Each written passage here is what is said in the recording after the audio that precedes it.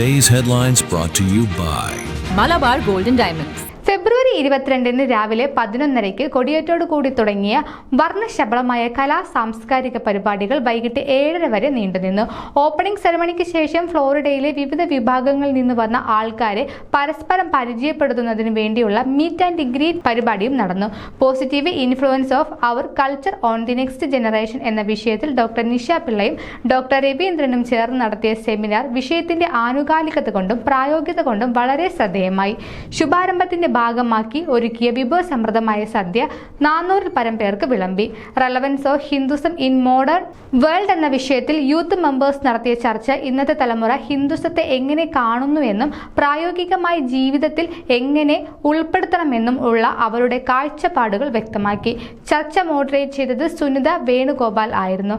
സദ്യയ്ക്ക് ശേഷം ശ്രുതിലയമേളത്തിന്റെ ചെണ്ടമേളത്തിന്റെയും 60ഓളം താലപ്പൊലിയുടെയും അകമ്പടിയോടെ നടത്തിയ ഘോഷയാത്ര മനോഹരമായിരുന്നു. This news reels brought to you by Malabar Gold and Diamonds.